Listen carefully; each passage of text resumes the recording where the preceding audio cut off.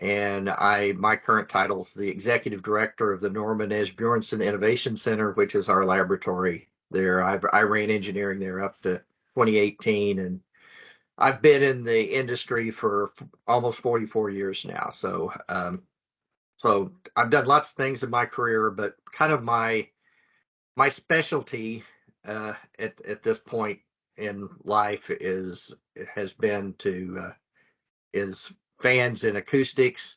And so this is my fan presentation, just taking you through all types of fans and the things that I've kind of learned over the years. So um, the learning objectives is we want to talk about the different types of fans and their characteristics and their applications. I'm going to talk a lot about fan curves and fan laws and how we select fans. It's very important to understand what stall or unstable regions of operation, why you don't want to operate there, and what happens when you do. Um, we want to, and like all things in engineering, there's not one fan for every application. There's a best fan for different types of statics and flows and applications. And then I'm going to kind of wrap up with some of the fan efficiency metrics, which is really a work in progress right now. A lot of things are happening on that front. So getting started, we're just going to talk about fan types. So the first fan type that is probably most prevalent in the HVAC industry is a forward curve fan. And there are several reasons for that. Probably the biggest one is the last one because they're relatively inexpensive. So they are low cost, and in a price driven market, a lot of times that rules. But there are also applications where FC fans work very well. And in particular, because of their tonal and broadband noise characteristics, they work very good in applications that are very close to the occupied space. So you'll see FC fans in a lot of things like fan-powered VAV boxes or fan coil units or small water source, ceiling-hung water source heat pumps. And that's not because they're the quietest fan or the most efficient fan, but they have a nice spectrum that sounds kind of like the waterfall noise that you would want in your space if you had, to use for masking noise. So they also suffer pretty severely from not being ducted, even though many times in some of those applications I mentioned they're not, but that's another thing that hurts them on the efficiency side.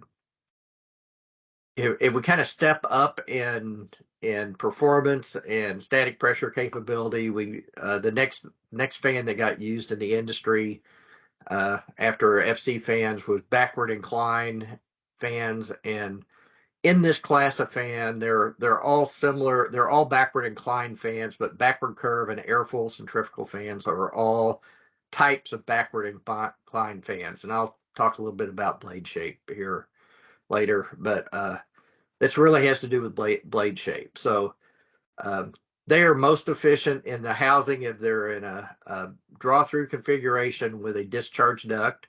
All house fans really want a duct on them, so the duct helps. And the thing to kind of watch out for these when you're selecting them is a lot of time the fan catalog, the raw fan data for the fan manufacturers tested in accordance with the AMPCA 210 don't include any accessories. So accessories are things like belt drives, shivs, belt guards, any of that stuff that could be in the inlet will affect the performance of that fan. So you have to be a little careful and be able to count for some of those.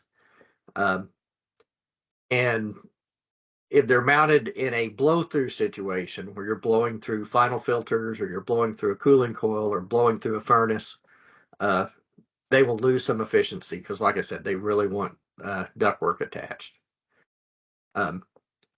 Plenum fans are basically evolved in the late 70s, early 80s, and they don't have a housing, and they really don't have a defined discharge area. It's just a fan wheel in a box in a plenum.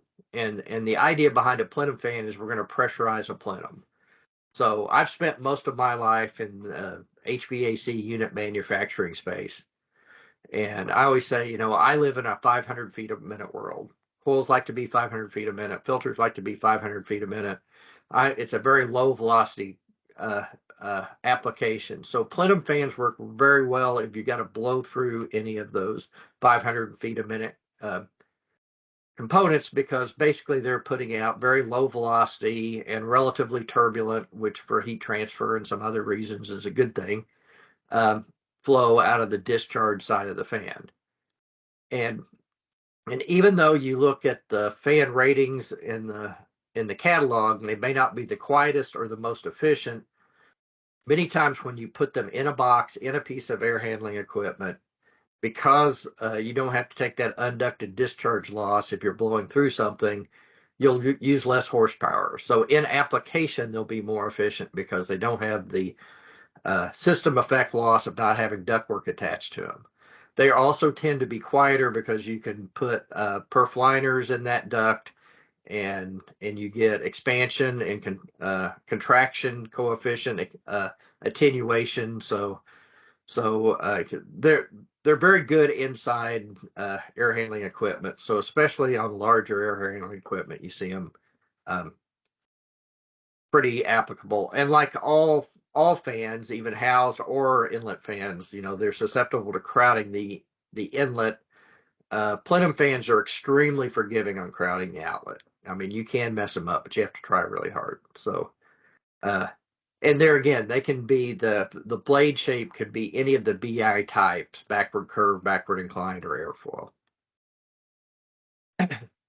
The next probably most popular fan you see in our industry is a propeller fan. Sometimes people call them axial fans or panel fans, and this is just a prop fan. You see them they're used as condenser fans in almost every piece of equipment, and in space constrained products like smaller rooftop units, medium small rooftop units. A lot of times you'll see them in exhaust and returns, and it's basically based on space.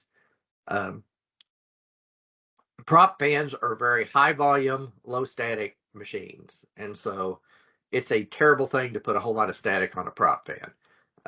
And they don't handle it very well. They get very loud. They get very inefficient at high statics. You have to spin them really, really fast. Um, if you need to pick up the static a little bit on a prop fan, you can lengthen that orifice uh, length and turn that panel fan or prop fan into a short case axial fan. And so you could, prop fans, you want to be probably below 1 inch. You could get to inch and a half with a short case axial fan. Sometimes you'll see these as garage exhaust fans or kitchen hood exhaust fans, those type of things. Sometimes you'll see that kind of application. And in most cases, when people talk about quiet condenser fans for very noise sensitive applications, what they really are some modification of a short case axial fans. One of the things that gives you the best acoustical performance when you're trying to improve an prop fan's performance is to make that orifice deeper. Now, if you take that axial fan and really put it on steroids, you get what we call a vane axial fan. And when I got into the business in 1980, you saw these quite a bit, especially in high-rise buildings. These are velocity pressure machines. They like to do very high velocity. They like to move air very, very fast and at pretty high static pressures. And I said, prop fans in general don't handle static pressures very well, but there are some different characteristics. Number one, these run at a high speed. We call them vane axials because if you see at the bottom between the two bottom blades in there, you see a little plate coming out. That's the vane. So there's a extra vane and curved vane in there that kind of strips the air off each blade as it comes around. That improves its performance. And the tip clearance, the distance between the edge of that blade and that round orifice or on the outside is very, very small. It's measured with a feeler gauge. It's in the thousandths of an inch range. So these are very high precision machines. And because of that, they're relatively expensive machines. Now, Now you don't see these in buildings very often, but what you do see them in is a class of products that usually that people don't call them vane axial fans in. But if you do anything, any kind of high velocity exhaust system hood, one of these exhaust systems, several people make them. Strobic, MK Plastics. There's a number of other people like that make these types of fans. And the concept is rather than putting a big tall stack on a lab hood exhaust that's moving some nasty stuff through there, we're just going to throw it very, very fast up into the air. And so we kind of get that stack effect from velocity. And typically these will have an induction hood where they can bring in some outside air in and keep that velocity up even as the flow goes down. But that's where you see a lot of these vane axial fans applied today. And then somewhere in the 90s, there was a fan design that got very popular called a mixed flow fan. Now, on a what we typically call a centrifugal fan, the air comes in the inlet, has to make a 90-degree turn, and gets discharged radially out of that fan. In a axial fan, the air moves along the axis, so it comes in the back of the fan, goes out the front of the fan, moving parallel with the axis of the motor. In a mixed flow fan, the blades are set about 45 degrees, so about halfway between an axial. So it's half axial, half a centrifugal, and these fans were basically used in acoustics applications, low acoustics applications. So they have a very good spectrum, very much like an FC fan, but can operate at much higher static pressures. Now, they are not the most efficient fan out there. They're higher efficiency than a FC fan, but lower than most BI type fans. And they tend to have an efficiency range that's really narrow depending on exactly how the fan's designed.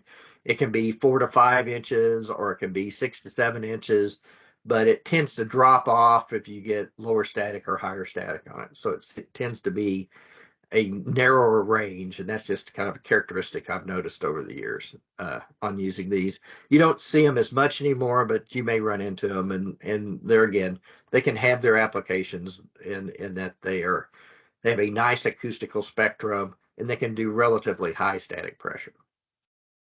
So I've talked a lot about different types of blades, fan types. The one I did mention was a radial blade. I didn't have a picture of one, but a radial blade is basically a slinger. The air comes in and just gets slung out radially by vanes in the fan. So if you own a vacuum cleaner, you have a radial blade fan, most likely, or some form of a radial blade fan. So radial blade fans are used a lot in dust collection, in vacuum cleaners, and in high pressure applications. They are not quiet. They are not particularly efficient, but they can move material through them. That's their advantage. So you see them in pulp and paper mills, and like I said, dust collection systems. So uh, so I always kind of class fans into two types: those that use a lot of aerodynamic lift to get their efficiency, and those that are more or less pushers. And FC fans and radial blade fans, for practical purposes, there is some aerodynamics involved, obviously. For practical purposes, they're pushers. So they just grab a bunch of air and push it down the duct. Backward inclined fans uh, basically use the aerodynamic lift of the fan blade spinning around, so it flies through the air that's coming into the inlet, and it uses aerodynamic lift to gain a lot of its efficiency. So the picture on the bottom of the screen is a flat blade BI fan, backward inclined fan. You can also curve that blade, or you can make it look like an airfoil. And as you curve it or make it look like an airfoil, of course, the cost of making that blade goes up, but the efficiency of that fan goes up and its static pressure capability goes up. So if you look at the characteristics of these different types of fans, the air pushers, the forward curve fan, the more air you move, the more power it takes. So the worst thing that you can do from an efficiency or a power consumption standpoint is to take all the ductwork off and set the fan in the middle of the table.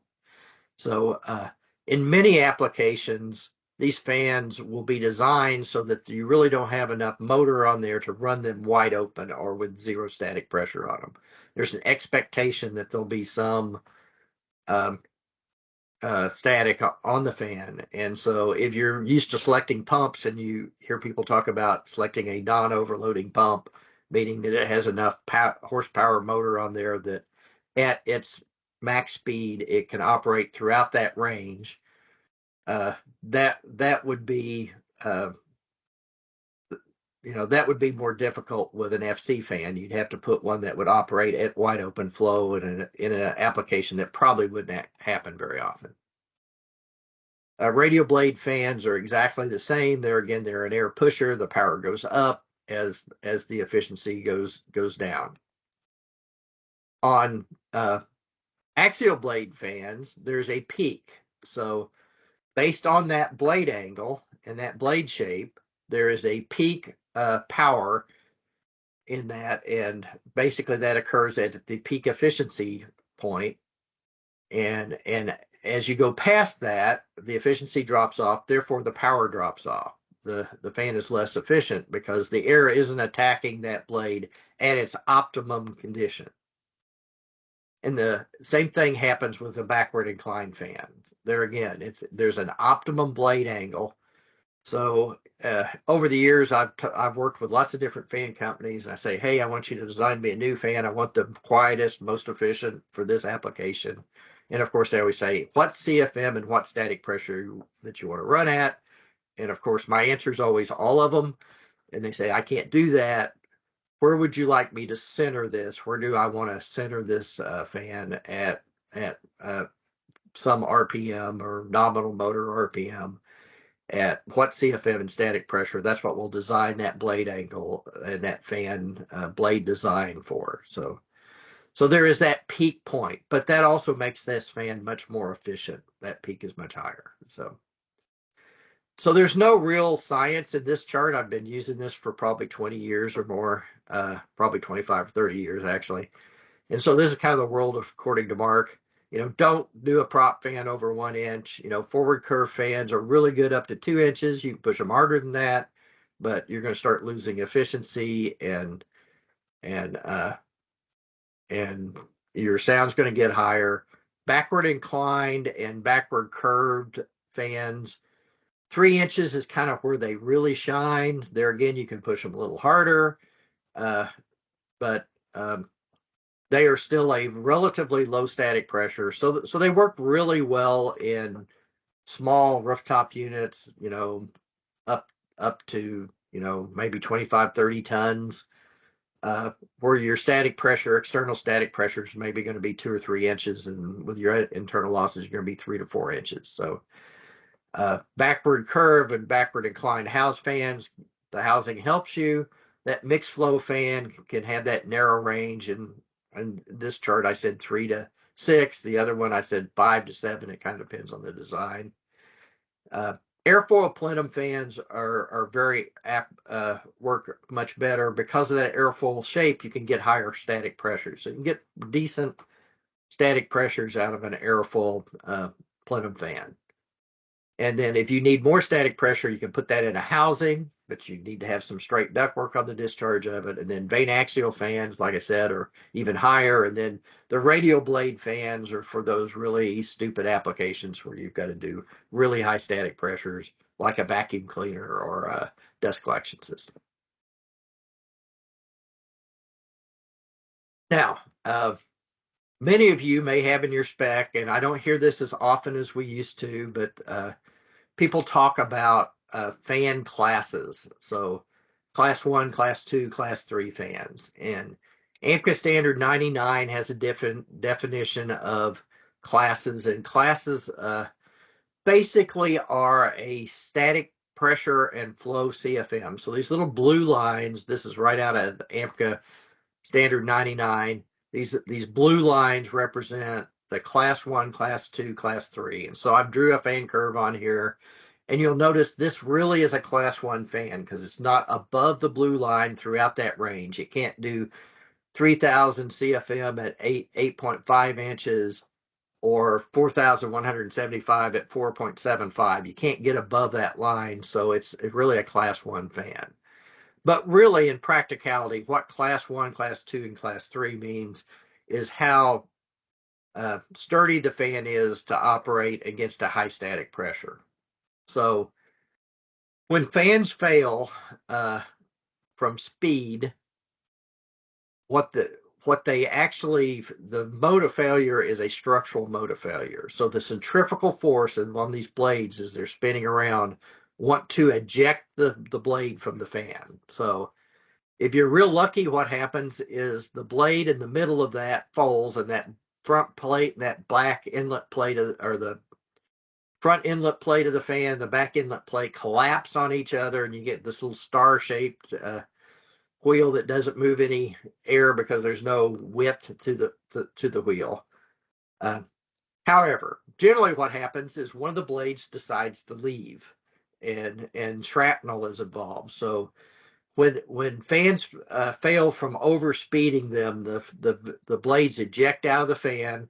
They can go through the fan cabinet. I've seen them go through 2-inch foam rooftop units and be stuck in the roof structure. I've seen them stuck down in ceiling tiles into space. It's a catastrophic thing when a fan fails. Now, in recent years, and for my product, we use all direct drive plenum fans. And so we no longer have belt drives on most of our fan applications. And the biggest occurrence of overspeeding a fan used to happen when we had belt drive fans. And you'd send the new service tech up on the roof, say, hey, I've lost a bearing on this fan assembly, or I've lost a motor. Take that apart, put it back together. Here's the new motor, here's the new sheave, here's the new bearing, whatever failed. Go up there, put it back together, turn it and fix it. And the new guy made one mistake. He put the big sheave on the motor and the little sheave on the fan instead of the other way around. And so the fan ran really, really fast. So it's a 1,700 RPM motor, and it's going to try to run 4,000 RPM on the fan. And then the fan blows up, the blades eject out, and catastrophic failure happens. So with direct drive fans, you generally don't have that issue, because with direct drive fans, most people will design them so they make sure that they actually have a fan that will operate at the motor synchronous speed, direct across the line start, in case your VFD fails and somebody has to go direct across the line, or you get up to that speed. So from a unit manufacturer standpoint and a fan applier, I really don't pay much attention to class. What I know is what's the max RPM for that fan blade, and manufacturers can tell you. And like I said, it's a structural part. So to make a class 1 fan, a class 3 fan, what you basically do is you pick up the gauge of the metal. You put more weld on the blades, so you secure them in the housing better, and you make the blades much heavier, thicker, so they have more structural strength. So that's how you get more static pressure, by being able to spin that fan faster. And I think I probably talked about all that. So let's jump into a little bit of fan curves. So this is kind of the classic fan curve. So there's what we tend to look at is there's a fan speed curve, which is a constant RPM curve plotted with pressure on the y-axis and flow on the x-axis. And it usually has this hump in there. We're going to talk a little bit about what that means. And so somewhere along that fan curve, there's a peak static pressure and this would apply to both a backward incline or a axial type fan. So there's a peak pressure in there. And then we would select that fan based on a selection point. You do your building design, You do your air conditioning ductwork design, and you determine that you need this many CFM at this many static pressure. You know what the cold pressure drops, the cold filter pressure drops, whatever else are involved. You add all those up together, and you know what pressure and flow you need that fan to operate at. And that pressure and flow defines what we call a system curve. We'll talk about system curves here in a minute, but that selection point. And you always want to select to the right of that peak pressure point. We call that peak pressure point, that's the stall point. So somewhere to the right of that peak pressure point, depending on the fan design, there's a peak power point. That peak point where where the power peaks. And as you can see in this particular example, we selected a little bit to the right of that peak power point, but it's very, very close. So the power is about at its peak power.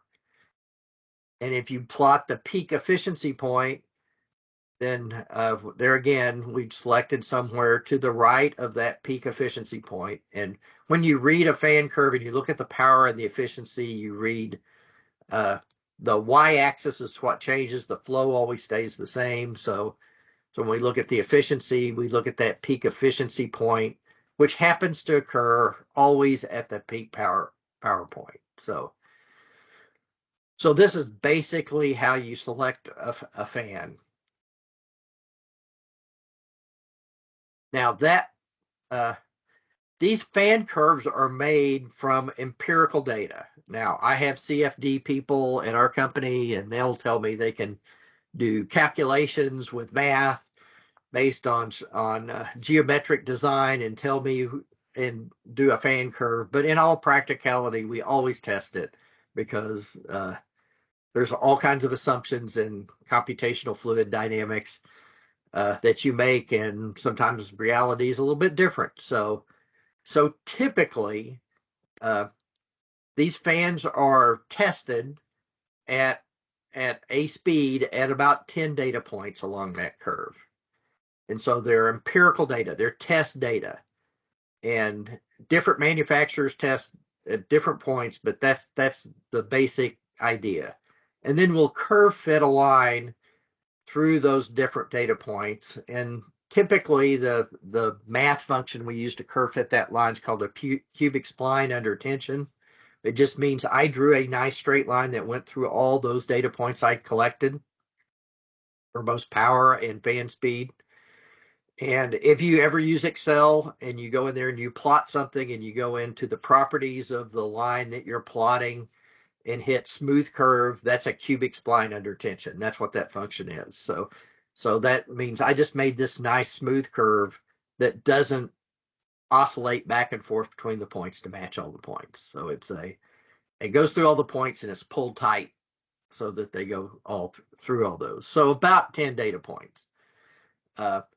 Now, when I'm testing fans, I like to do 10 data points. I like to do them at 3 different speeds. I'm doing that mostly to get the acoustical data, but the fan laws that we're going to talk about here in a minute can let you predict between speeds, and they're very accurate at predicting between speeds. So really, you can just test it at 1 speed and get that fan curve. So the efficiency is calculated from the flow and the power curves. And the stall point is determined at where this peak static pressure point is. We call that the stall point. And we don't want to operate left of that stall point in that blue shaded area. Now, if you've done a lot of things in the laboratory like I have over the years and spent a lot of time running fans at stall, which makes all the technicians really nervous because this is what we call the unstable region of the fan curve. What you find is that stall is not this magic smooth point in here. There's actually a discontinuity. So what stall really is the point where we stall those fan blades and we lose aerodynamic lift. So it's just like an airplane. If you fly too slow a speed or have too steep an angle going up without enough power behind it, your airplane will stall and the airplane will actually just fall. So it loses its aerodynamic lift. You don't have the air going. You get turbulent flow and eddy currents on the top of the blade, not the smooth flow over the top of the blade, which creates a negative pressure compared to what's on the bottom of the blade and doesn't give you that lift, that extra pressure that you can get out of it. And fans stall by blade. So each blade on that fan will stall individually, and as it lifts, what happens in the micro environment of that fan blade is the static pressure drops.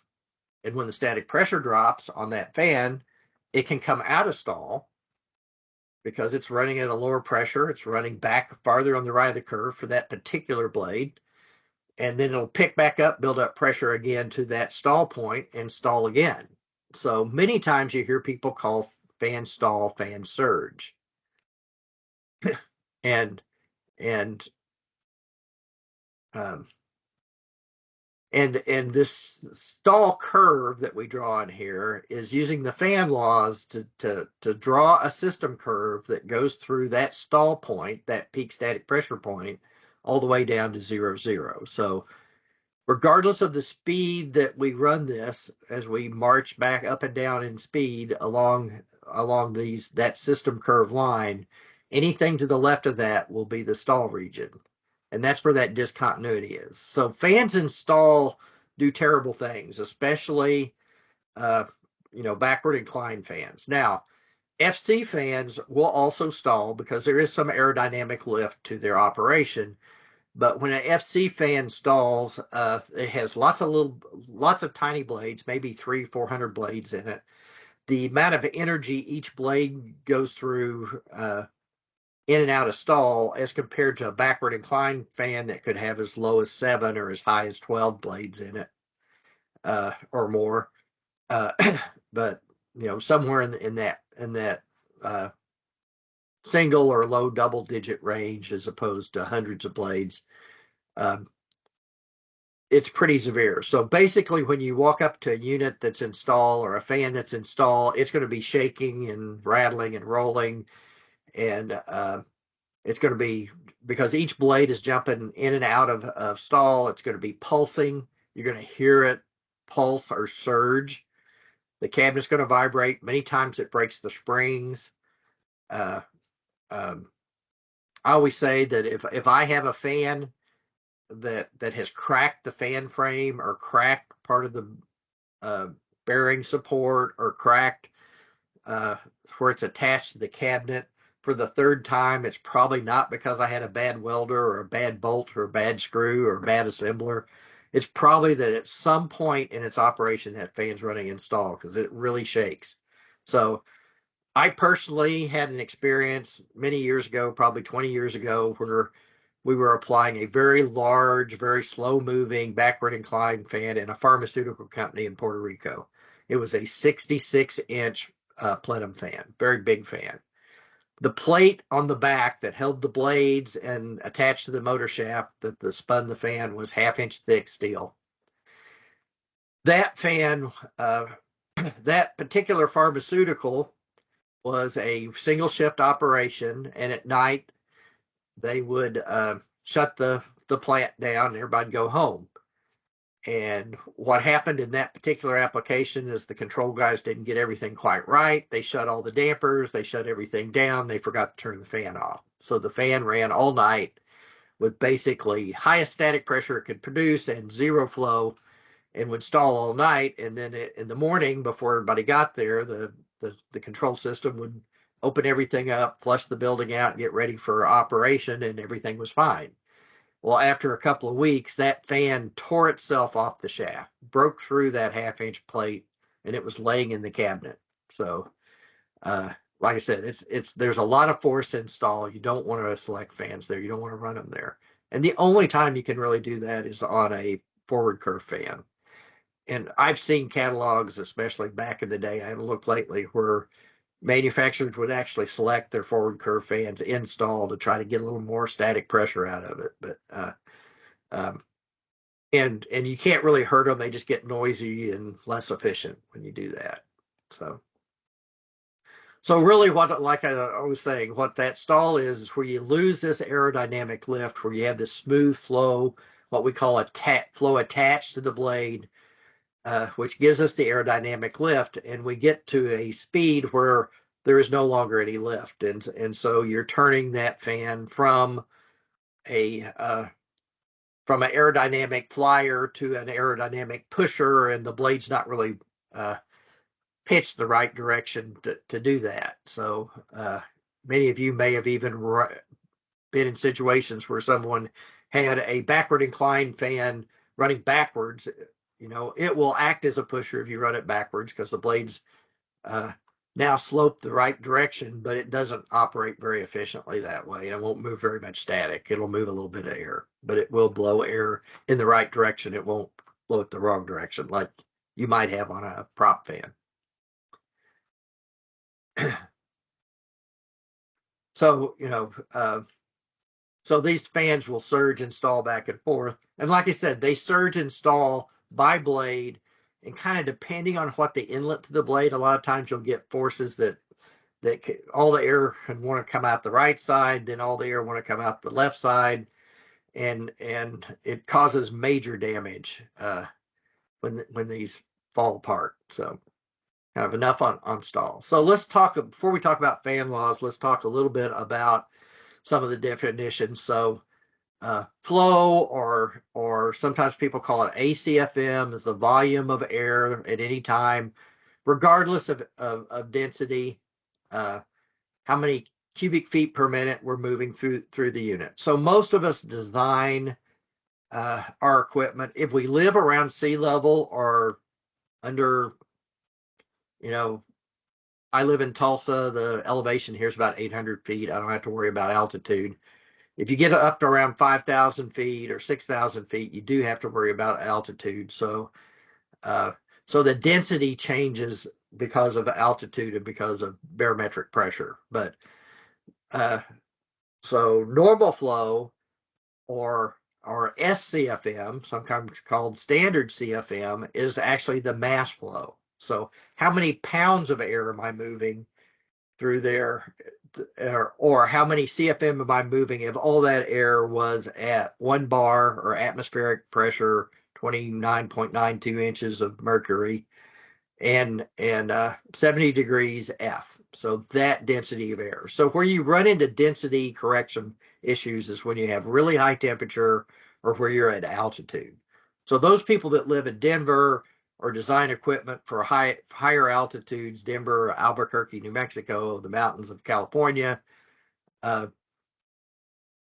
are pretty used to doing density corrections. And a lot of the rules of thumb, like 1.08 times the CFM times the delta T, no longer work because the CFM isn't the same mass as the CFM is at sea level. All those rules of thumb are kind of set at sea level. As a matter of fact, ASHRAE and most people publish even psychometric charts that are different at different altitudes because the psychometric properties change. So when we're talking about fans, you hear a lot of times people talk about the total pressure on the fan. And the total pressure on the fan is the static pressure, how much pushes out on the ductwork on the discharge of the fan, and the momentum or what we call the velocity pressure that moves the air down the duct. So how fast is it going, plus plus how much does it push out? So that's a very important concept, especially when we get into duct design. And of course, density is just density. So a velocity pressure at sea level, most of us use, there again, using those rules of thumb, the velocity divided by 405 squared is the velocity pressure. So at 4,000 feet a minute, the velocity pressure is about an inch. So you may have 3 inches of static pressure pushing down on the walls. You may have an inch of momentum pressure as the air is moving 4,000 feet a minute going down the duct. So the total pressure out of that would be 4 inches. Now, if you want to correct that for density, it's density times the velocity divided by 1096.7. So you make that density correction, and then you can get your velocity pressure at altitude. And of course, if you want to do metrics, then there are different equations for it, but still the same idea. So the important thing about velocity pressure is all component pressure losses in the system really are calculated based on that velocity pressure. So if you select diffusers or dampers, or you look at elbows and ducts or filters or anything else that are developing turbulent flow pressure losses, things that are used to having some turbulent flow, not laminar flow, then the pressure drop across that component is some coefficient C times the velocity pressure. And so if you have something that gives you the pressure drop through your diffuser and at a flow, and you want to know what it is at some other flow, you can actually back that C coefficient out of that based on the velocity pressure coming in the neck of that diffuser, and figure out what it is at twice the flow or half the flow. So um, so that coefficient typically in duct design varies from about 1 to about 4. If you look at ceiling diffusers in the air distribution industry, a lot of times they call this a K factor. It's exactly the same thing.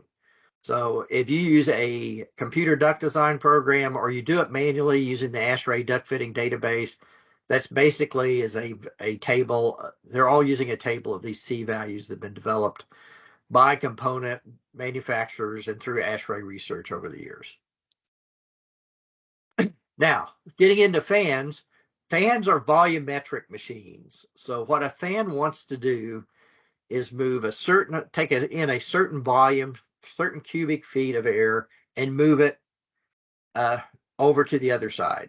So they operate a little differently than a ductwork pressure loss or a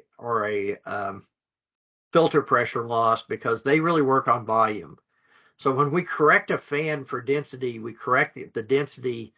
We don't correct the density of the airflow. We correct the power and the pressure it makes, because it depends on how much pressure that air is at and how much it weighs, on how much work it does and how much pressure it builds when we move it over there at that rate. So it's a little different. So the first fan law is for airflow is that the Q, the flow, CFM, is proportional basically to the speed. So if you speed the fan up, you'll get flow in proportion to that increase in speed. Now, there's another term in this fan law that most of you probably haven't seen before, because it's only used by fan manufacturers, and that's this D. That's not density. We use rho for density. D is the diameter. So the diameter term is because if your fans are scale models, what we call similarity of the fan, and their scale models as they go up, meaning that if the diameter gets twice as big, the blade width gets twice as big, everything scales up as a perfect proportion, then you can extrapolate the performance of a fan based on its diameter as you go up. And many times fan manufacturers, if they have a series of fans and they have all the same blades and they build them scale models from 15 inches to 60 inches, they'll use this D term to extrapolate it up.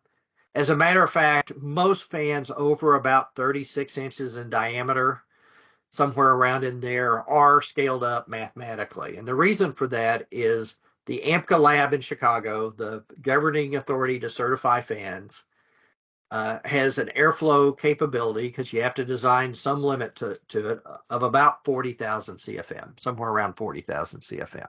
So most fan manufacturers, because they want to certify their products, they want to test them and go get them AMCA certified, will also have a airflow capability similar to what AMCA does, about 40,000 CFM. So if you want to do a 60-inch fan or an 84-inch fan, you use this D factor to scale up your performance for those bigger fans, because they don't have a facility big enough to test them. Now, Aaon happens to have 100,000 CFM in one of our chambers, but I don't know of anybody that has anything any bigger than that. There may be, but There are limited facilities to test that, so they scale that up. Now, the rule on scaling those up is you can scale up, but you can't scale down. And the reason is smaller fans of a single design are always less efficient than bigger fans. That's just a matter of physics. And so when you scale it up, you're actually just a hair conservative. And one of the major factors in why smaller fans are more efficient than bigger fans is the fan inlet to wheel gap. So when a fan is built and designed, typically in a commercial fan, the inlet cone is a either stamped or spun metal spinning piece that is the inlet volute, and then the same thing for the little turn down lip around the fan edge where the blade air comes in. And so since you've got a rotating fan and a fixed inlet cone fixed to the wall, you have to have some gap in between there. And because these are not high precision like the vane axial fans where you're measuring them with a thousandth of an inch, they're not machined out devices because no one could afford to pay for that for every fan you made. There has to be some tolerance, and that tolerance generally is about a quarter inch. And so that quarter inch gap between that inlet cone and that wheel leaks air back, and it's an inefficiency in that fan, which gets accounted for when we do that empirical fan measurement and test and goes into the fan performance. So on a 15 inch, it's about a quarter inch gap. On an 84 inch, it's about a quarter inch gap. So obviously the percentage of air that would leak through a 15 inch as a percentage of how much air it moves is much higher than the percentage of air that moves through a quarter inch gap on an 84 inch, where proportionally that gap is much smaller. So that's part of the reason that they just get more efficient as they get higher. So a lot of people, and then the first question I usually get when I talk about this is people say, well, fan walls, people come out and they say they are way more efficient than or fan arrays where you have multiple fans in parallel using smaller fans are more efficient than one big fan. Well, that's true if you stage the fans off, because there's nothing more than efficient than off. So if I can run 4 fans instead of 6 fans, or 3 fans instead of 6 fans, and do my duty, and I'll talk about that a little bit later when we talk about fan turn down, then that's way more efficient because I have half the fans are actually off. So now the pressure calculation for this is that the pressure varies as the square of the speed or the square of the CFM, because a CFM is proportional speed. It's the square of that diameter, that D term. There again, that's just for scaling up fans, and is directly proportional to the density. So if I have twice as dense air, I'll have twice as much pressure going through that fan. Now, typically you don't have that much, but if it's 10% denser air, I'll get 10% more pressure out of that fan. And the power formula is the cube of the speed. So the power, the watts or brake horsepower the motor has to put out, the watts consumed go up as the cube of the speed. It's the fifth of the diameter. There again, that's that scaling term. And they're again proportional to the density. So if I move twice as dense air, it's going to take twice as much power to do it. I'm doing twice as much work, moving twice as many pounds per minute through there. So there again, those are where you do the density corrections. So typically when we're doing duct work and component losses, we'll convert the airflow back to SCFM, that CFM at sea level, 70 degrees. We'll do all our calculations, and then we'll correct it back to ACFM, correct it to the density to get the actual flow out of it, but the static pressure drops more based on mass flow. On fans, we correct the static pressure and the power rather than correct the CFM. So don't run your fan at SCFM and think you're going to get the right answer. You're going to get the wrong answer. So when you do your fan selection, all fan programs have a altitude or a density correction. Sometimes they have a temperature correction in there. It's make sure that you put those in that fan program if you're running at one of those places where density matters. So here they all are together, but but the D, like I said, the D term can only be if they're precisely geometric proportional. And of course, AMCA has some tolerance on what precise means. So how these work is if you need 10% more airflow, you run the speed, you speed the fan up 10% more. You get 121% more pressure, and it takes 133% more horsepower. So if you miss your calculation on static pressure or airflow, or generally you miss it on static pressure, what happens? The first thing that happens to you is you run out of motor. If you need 10% more pressure at the same speed, you have to speed that fan up. You only have to speed it up 105%, but it's still going to take 116% more horsepower. So the most common mistake that people have when they have a application error or calculation error that we didn't do this right, or something happened in the system, or we're going to expand the system, we're going to do something more with it, is they run out of motor. So they have to put more motor on that fan, and then maybe the electrician has to pull more wire. You have to put a bigger switch gear. You might even have to put a bigger transformer. So it's really important to make sure that you know what that peak pressure is going to be, and get that calculation right when you do your design before you select your fan. Now, I talked a little bit earlier about these system curves. The big dark one is that stall system curve. But any point I select along that fan line is a system curve, and that system curve is a formula of some coefficient times the flow squared. So basically, you just solve for x, you can draw that system curve on that fan. And every point along the system curve, because of the fan laws, will be the same. So if that big dark curve, it's drawn at the peak of the static pressure at top speed. If I slow that down to 10% speed, that system curve is still going to pass through that 10% point, or that peak point on that curve. So they're directly proportional along that system curve.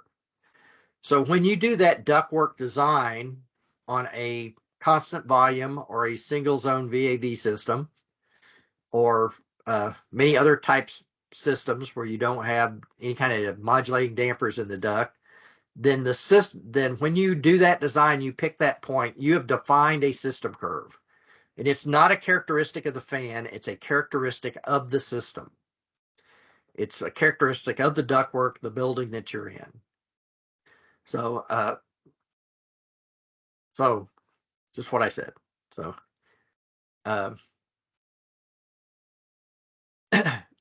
so that peak static pressure point many times is very close to the stall point. So where we pick that fan on that fan curve, the farther up toward the top we are, probably the higher we're going to get to that peak efficiency point. But you're also going to get closer and closer to that stall point. And since you do not want to run that fan at that stall point, kind of how far to the right you pick on that depends on how confident you are in where you have selected your fan at. So I've run into many, many different kinds of consulting engineers. I started out life as a consulting engineer, and over the years I've run into a lot of different folks that did lots of different things, all the way from contractors that said I always pick my units at 2.5 inches of static, to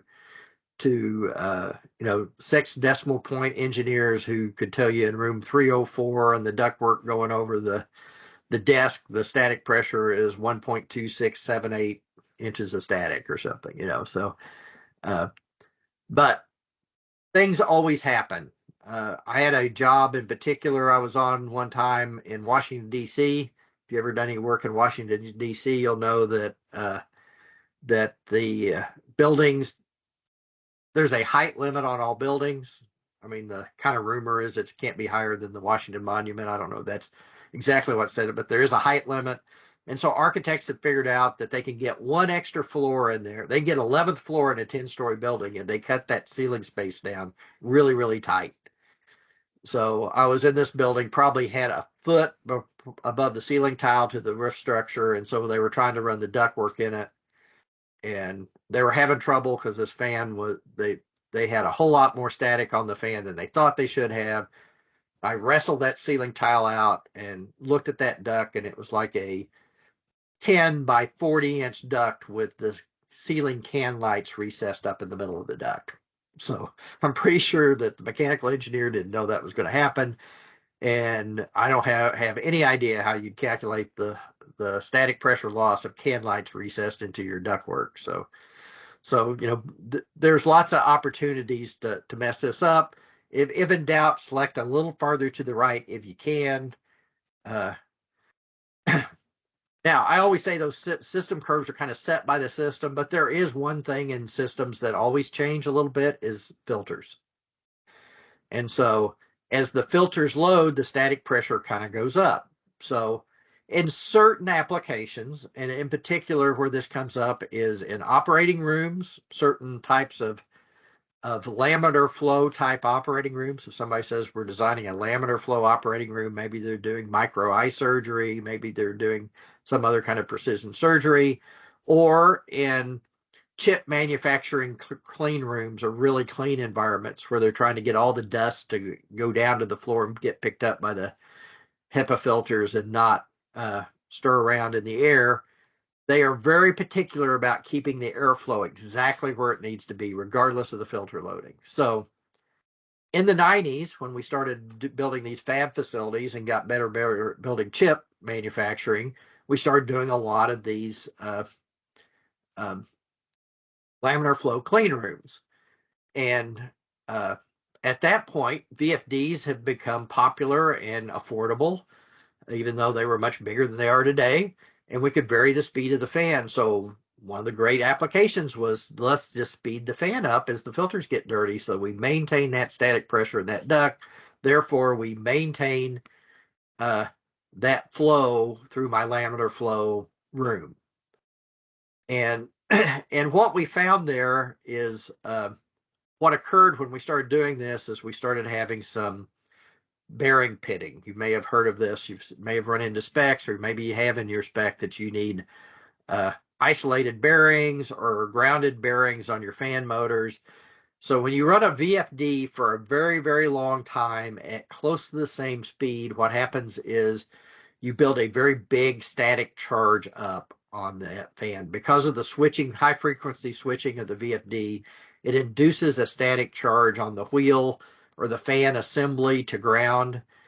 And since the motor typically has a ground wire to it, what would happen would be that you'd get an arc at some point when the voltage got high enough that would arc across from the fan shaft where it runs through the motor bearings or runs through the bearings, and it would arc down into across those and blow out little pieces of metal out of the balls or the rollers and the ball bearings. And so we had bearing pitting, this electrical discharge. And if you've ever walked up to an ungrounded, very well isolated VFD and put your hand on it when it was running, VFD running fan, you'll look again to see if there's a ground strap on it, because it will knock the snot out of you. It's not a lot of current there, but lots of voltage, and it'll give you quite a jolt. And so that was what was causing bearing pitting. And so so basically you see that a lot in the clean room industry. I haven't actually seen it on a standard VAV system because I think it just doesn't, it walks around, it doesn't build that static up. But it was a fairly common occurrence in those applications where we're varying it for filter loading, which happens very, very, very slow. So they run for hours and hours and days at virtually the same speed as the filters slowly load up. So now let's talk a little bit more about VAV systems, because I said before that your system curve was good for a constant volume system or a single zone VAV. if you have what I would call a traditional distributed flow VAV with VAV boxes out in the space, what you have is a bunch of dampers out there that are changing your system curve based on the temperature of the space that you're using. So they are throttling the air from one space to the other based on what the temperature in each space is. So traditionally, uh, what we had done to control these systems was we put a static pressure sensor. The rule of thumb was always 2/3 of the way down the duct, and we set that static pressure sensor at a static pressure that was equal to the loss from where the static pressure sensor went to the very last VAV box, farthest away VAV box down the ductwork, and and plus whatever static pressure that box manufacturer said you needed to run that box, because most VAV boxes that are pressure independent need a certain amount of throttling pressure. You need some pressure across it for the valve to actually throttle and do a good job of controlling. So typically that's somewhere between 3/4 and 1 inch. So a static pressure control set point of 1.5 to 2 inches is pretty common. 1.25, 1.5, 2 inches. So what you're really telling the fan system when you do that is, hey, at zero flow, I want that 1.5 or 2 inches of static pressure in there. And so your system curve, actually in that system with that static pressure sensor, the way that fan will control is it's going to go not down to 0, 0, but down to 1.5 and 0. So as you move down and unload that fan, slow it down with that VV system as the boxes start shutting down, at some point you'll put that system will put itself into stall. And this happens very often. And when does that low flow point occur? It occurs in the middle of the night when no one's around. So the fan runs all night in stall. The time clock comes by, clicks it on. Back when we had mechanical controls, we turn everything on so that the building is opened up the outside air dampers, flush the building out, get it ready to go for the first occupants in the morning.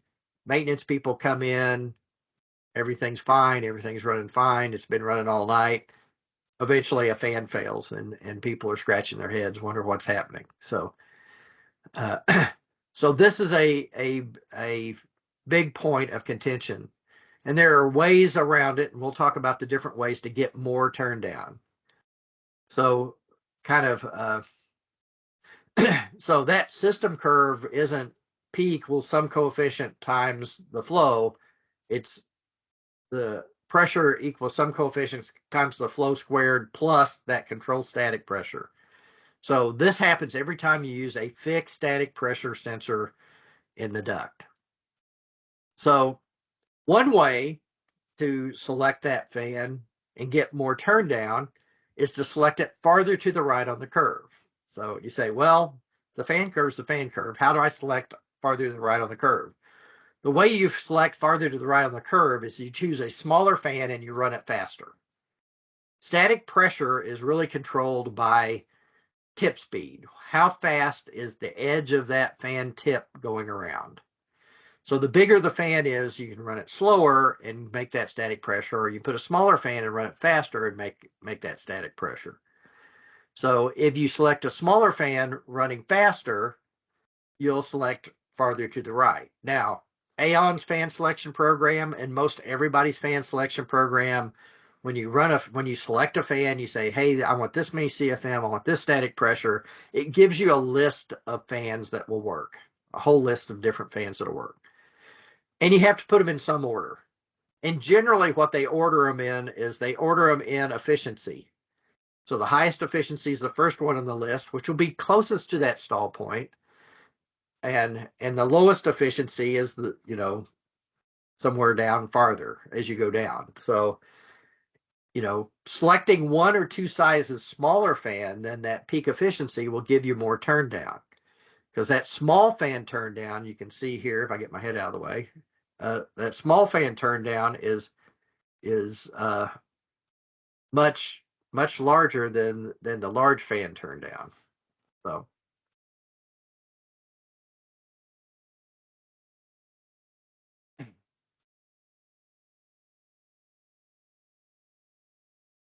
but at that peak selection point, you're selecting a less efficient fan. So, um,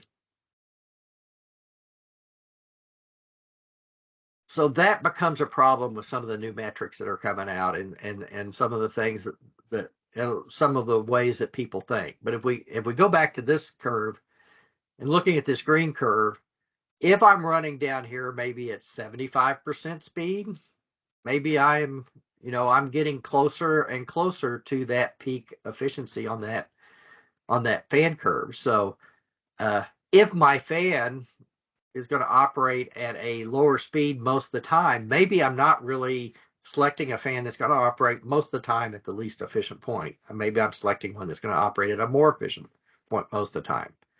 I've walked into a lot of buildings and a lot of air conditioning systems. In a typical VAV office building, you walk in when it's occupied in the middle of the day, and it's mostly about internal loads, how many people are in there. It's not uncommon. As a matter of fact, it's very common to see that fan or that VFD running at about 75%. That just seems to be its most common place it likes to run. Now, weather changes, loads change, occupancy change, it'll change around a little bit. Um, but selecting that at the peak, very peak of that curve, and having no turn down is not the best application. So there are other ways to avoid to do that, and one of them is fan arrays or multiple fans in there. So we can do this on bigger pieces of equipment where we have room to do it, and like I said, you can stage these fans on and off. And so when you have fans in parallel, the static pressure is set by that peak static pressure uh, up there at the top. So so every fan running in parallel is going to make the same amount of static, but each one's going to add its contribution to the flow. So as I run 4 fans, it's the flow the curve on the far right with 3 fans off and the 4th one shut off, and you have to put a backdraft damper on it so you don't flow backwards through it, which will be a little bit of loss in your system. Then you can cut to 2 fans, and then you can cut to 1 fan. And you can see you can get extremely low turn down, still controlling at that same static pressure. So this is one of the applications for fan arrays are very popular, very good at controlling turn down in traditional VAV systems. Kind of the ultimate way to do this is with a control system. Most all our controls have direct digital controls on it. Everything's connected, networked together anymore. So if you have a control system that knows about the VAV boxes, knows where they're at, you can survey that system and say, hey, which box in this system is running at over 90% open? And many times what you'll find is all the boxes are shut down much lower than that because they just don't need full load into that particular room. It was designed on max peak load, and you're not at max peak load. You don't have full occupancy, whatever reason. So you can pick the worst box in the room, the most open box or most open box on the system, and start resetting your static pressure, that control static pressure down in that system. So till that one box gets closer to full open, that worst box gets closer to full open. So you're not producing any more static pressure in that system than you have to make sure that everything's opening. So this is the most efficient way to run your VAV system because you're not doing extra work and throttling it, burning fan horsepower with dampers somewhere out in the space. You're actually letting this throttle down and getting more advantage than you even would with that turn down. So you get very good turn down. Now the trick is you have to have control of the control system. You have to have a smart enough control system that can do this. I know that the Aaon Controls Orion system has this built in if you happen to have the VAV boxes, but other control people can do this. That's nothing proprietary about it. People know how to do it. It's just getting it done, get it done right, making sure it gets commissioned, because it's a much trickier thing to do than just setting a static pressure sensor out in that space. So as you lower down those programmable controls, uh, uh, can avoid that stall line. So um, moving along, we're kind of coming down to the end. We're going to talk a little bit about fan applications and system effects. And I'm going to talk a lot about system effects in house fans, because that's where you run into it most of the time. And to kind of understand system effects, you have to kind of understand the anatomy of a house fan. So a lot of this house fan system effects don't apply to plenum fans because they don't have the housing on it. So in a house fan, you've got this scroll around this fan curve, and this scroll starting at close to the outlet where you see that thing called the cutoff plate we'll talk about in a minute. You'll notice that it gets bigger and bigger and bigger as it goes around the outside till you get to the discharge.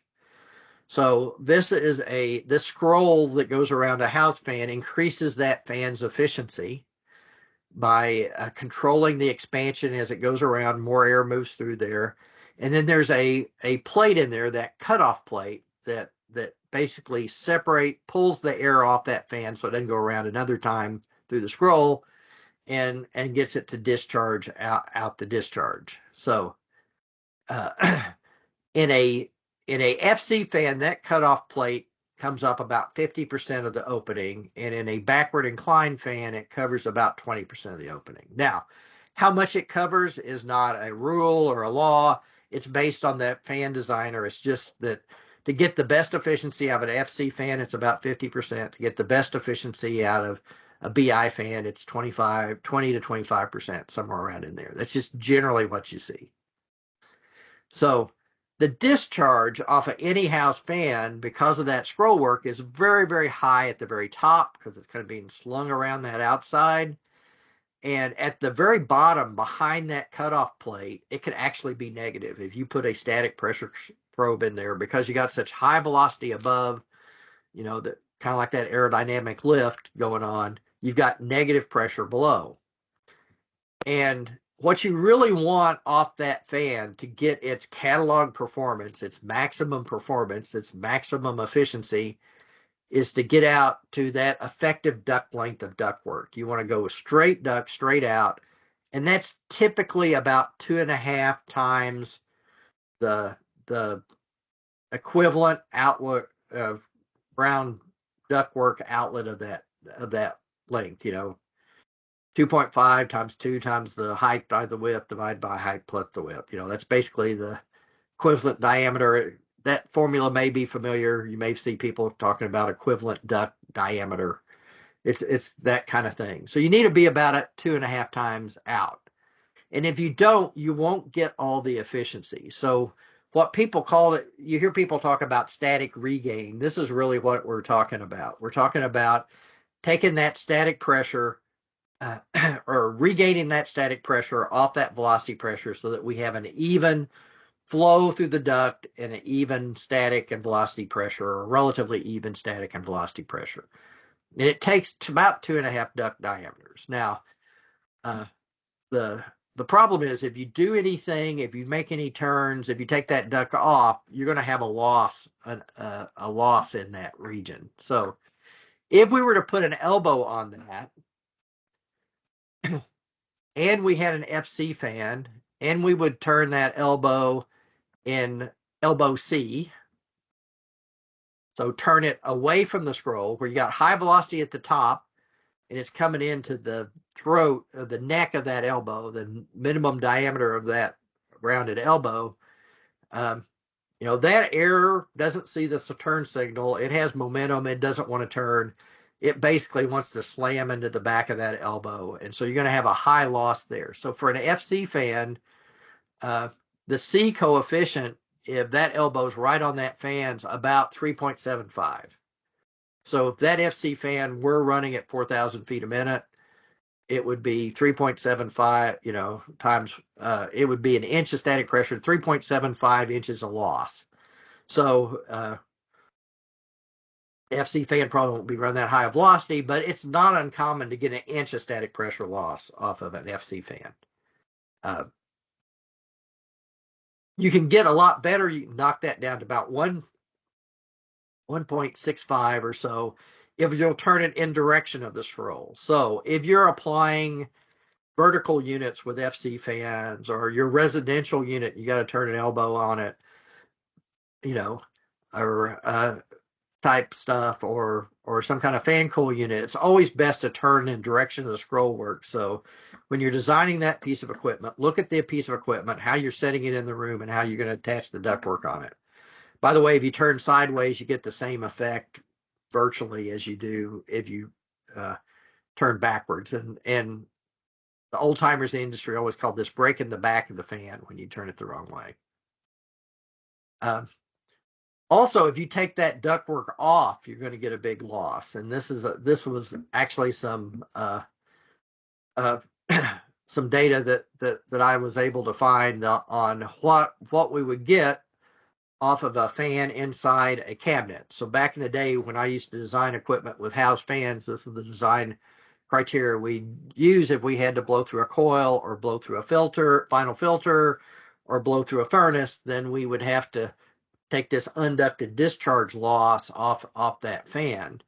And then many times, because that next component downstream can't take that really high velocity, if you put an FC fan with that really high velocity coming right off the top of the fan, very close to a filter, that filter's only going to load right in front of that fan, right where all the impact is taking place. And by the way, this pressure drop across that filter is going to be much higher than you think it's going to be, because it's not moving all the air evenly through that filter like it's expects to.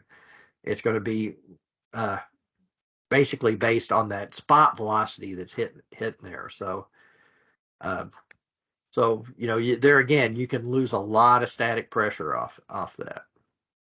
Now on the inlet side, the thing that you really have to look at is crowding that inlet, either making it too short or asking the air coming into the inlet to make a turn. So in either case, what tends to happen, and it's easiest to see with the plenum fan in the top picture, is that air really isn't going to see the turn signal and turn that way. It's really going to kind of get sucked over to the side. And so you're going to have much higher velocity going through the top of the fan than at the bottom. And you can actually stall the bottom blades of the fan because they're starved for air. They're having to see a much higher pressure trying to move air through there than the pressure at the top, where it had that velocity pressure coming out of the duct helping it. So you can really hurt either type of fan, either a house fan where you're coming in the sides by putting the cabinet too close, or on a plenum fan coming into the side or into the bottom too close to it and not giving it time to basically expand in that plenum, slow down before it gets to the fan. That can hurt your fan performance. So so typically on a house fan, that angle of diffusion is about 5 degrees. So, I said, if we're blowing into that filter, you can expect that projection to be about 5 degrees out from that top and about even with the bottom once you get out there just a short distance. And then people can put, if you use a rounded diffuser or a perforated plate there, you're going to take a big impact from that pressure loss through that plate, but you can spread that out to about 25 degrees. So the old rule of thumb when I was in the custom air handling business is that you wanted, no more than a 45-degree angle from your house fan to the next component that you were in there. So that's the reason custom units got very, very long, because a lot of times we were using house fans and we were blowing through lots of applications.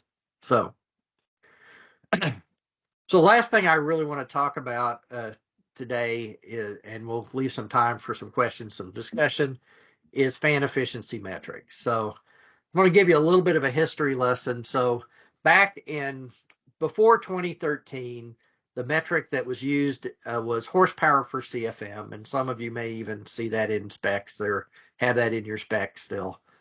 but in somewhere around 2010 or 12, the ASHRAE 90.1 Energy Standards Committee came to the fan committee, and I was on the fan committee at the time, and said, hey, we would like something better than horsepower per CFM. Can you guys come up with a metric that will help us grade fan efficiency so we can start putting some fan efficiency numbers together? So the first thing that came up with was actually developed by John Cermak, a friend of mine, developed this fan efficiency grade index. And you'll notice that as the impeller spies get smaller, it rolls off. You know, I told you that smaller fans are less efficient than bigger fans. So once you get up to about, 20, 24, 25 inches, it begins to flatten out.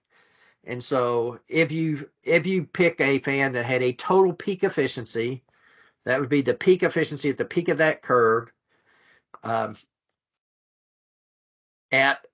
70% for a 32-inch impeller diameter, which is what I've got plotted there, that would give you an FEG, a fan efficiency grade of 75. Now, to be at 70, there was a little bit of marketing that went on here. So I always thought this was a little strange. You got a 75 instead of 70, but it kind of was what it was. But a fan efficiency grade was a judgment on the fan itself, because it was the fan design. What was its peak efficiency? What's the best fan? Now, it didn't have anything to do with how you applied it or where you selected it on the fan, but this was the peak, as good as it could get. So it was a judgment on the fan.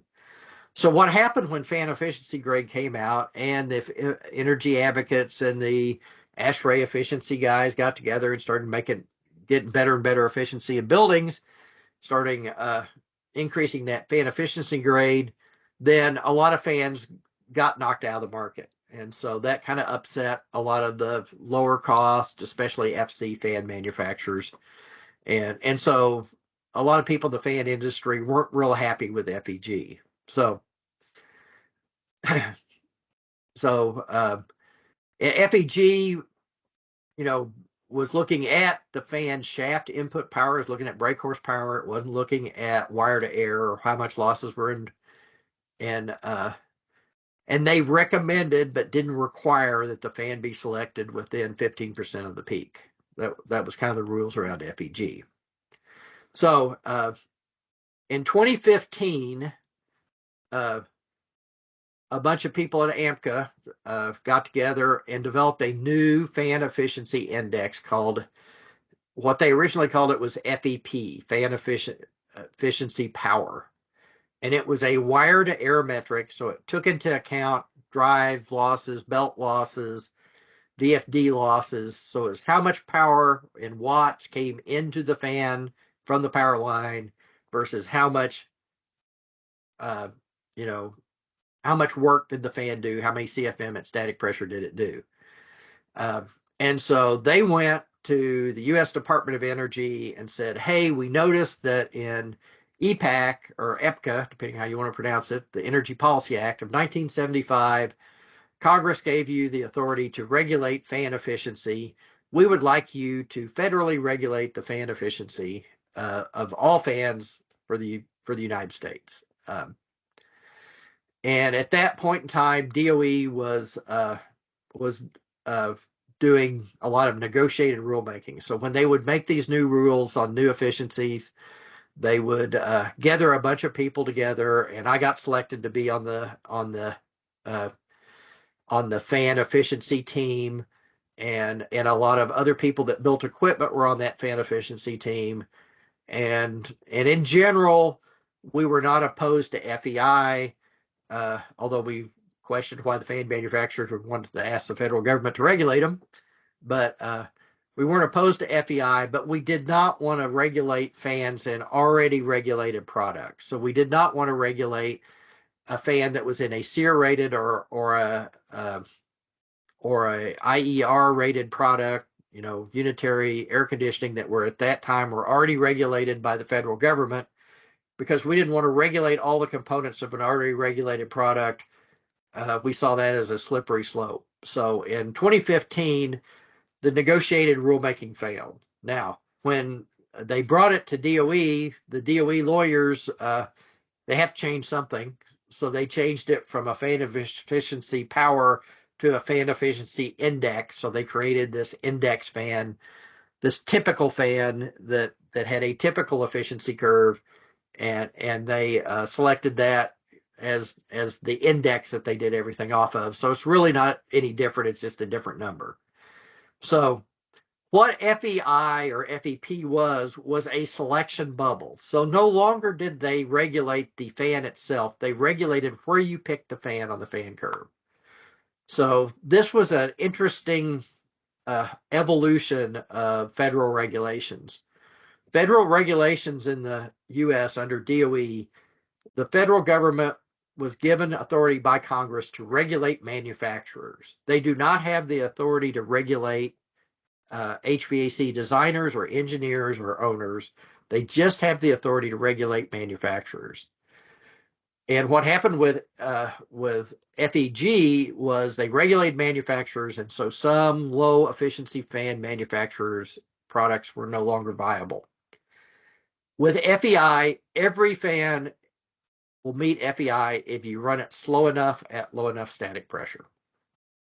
So no fans get knocked out of the market, but it does restrict where you pick that fan at. So in essence, they are kind of, because I can't, if FEI, and we'll talk about that in a minute, but if FEI regulations come into effect, I will not be able to give you a selection of a fan that falls out the FEI regulated number.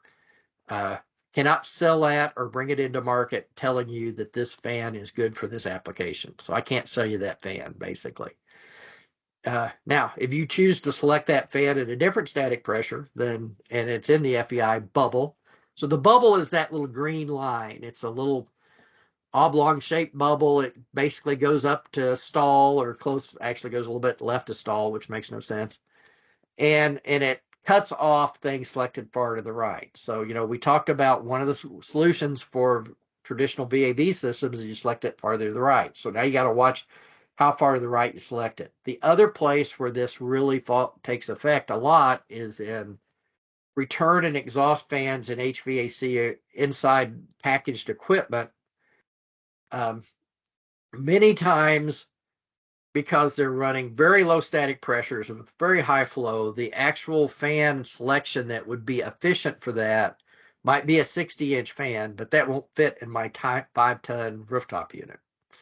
So we select a smaller fan that's running way to the right of the curve, not very efficiently, but it will do the work, and it's not using very much. I mean, in the grand scheme of things, it's using a 1/4 horsepower. The other one's using 5 horsepower.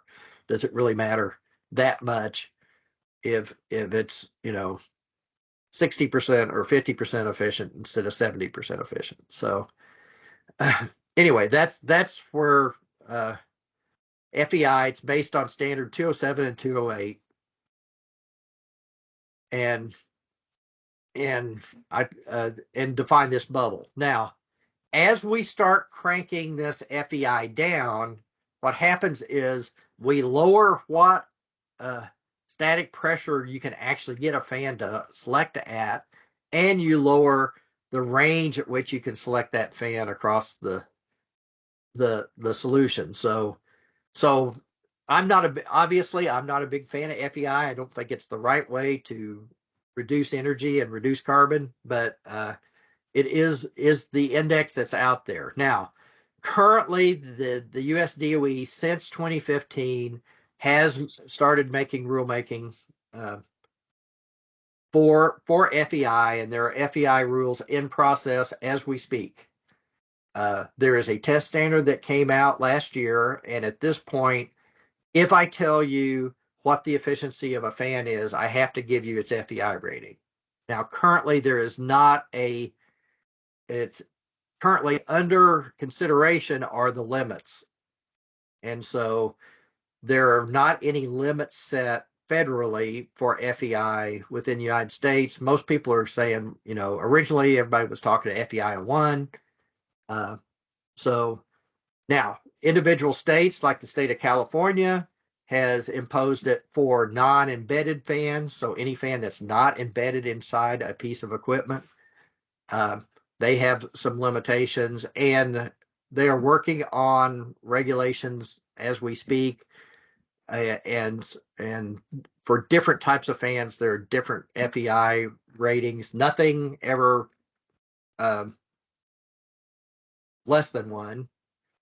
All of them stricter that we'll be seeing soon. And what I've been told by, I'm not involved in the government affairs at our company as much anymore, but what I'm being told by Kevin Tickle, our government affairs guy, is that once they do that, there'll be about a 5-year implementation process so that everybody can redesign all their equipment, which is going to take a lot of equipment will have to be redesigned before it gets implemented. So, but it is coming your way. So when you hear about FEI, now at least you kind of know what it is. It's not something that's a simple formula to calculate. It's fairly complex. There are spreadsheets and things that do that. Most people's computer programs, Aaon's been working on it. Most manufacturers have been working on getting FEI into their equipment because, like I said, if we state a fan efficiency now, we have to state it as an FEI under federal regulations. So that's kind of the end of my formal presentation. So we've gone about an hour and a half, a little more. So, the really takeaways from this is, there's lots of different fans. Pick the right one for the job. And, look at this. Static pressure has a lot to do with it as well as flow. So generally, fan type selection is what kind of static pressure you're going to be dealing with. Leave adequate room around the components and systems. If you get the choice of doing that, realize that when you're picking packaged equipment, a lot of those efficiencies are built in because we test the actual equipment as a whole. But, in order to get things into spaces that we need to get them into, sometimes we push some of that pretty hard, but we do take it into account when you're having to select one in the field and apply it. You need to be very careful about that because you're not able always to get that data, and the system effects can be unknown in some cases. As much as FEI will let you stay away from the peak of that static pressure curve, and be aware that FEI metric can drive designers into larger fans that operate at higher efficiency, but also will limit the turn down on VAV systems and may cause you to increase the size of your ductwork in your building. So with that, I haven't been paying any attention to chat or anything else. I don't see anything that's anyone's brought up. Anybody have any questions or anything they'd like to talk about on fans?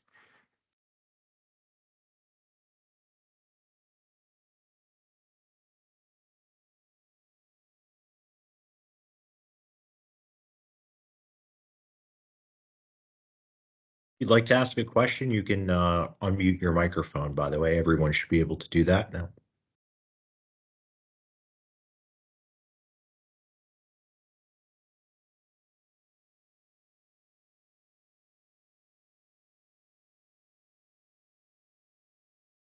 Well, if not, I thank you all for spending some time with me this afternoon. Unless you're on the West Coast, then I guess it's still morning. Appreciate Mark, the opportunity. And yeah, Mark, absolutely. Thank you so much. That was excellent. And we'll be looking forward to seeing everybody again soon. All right. Thanks, Mark. Thank you. Thank you. Thank you.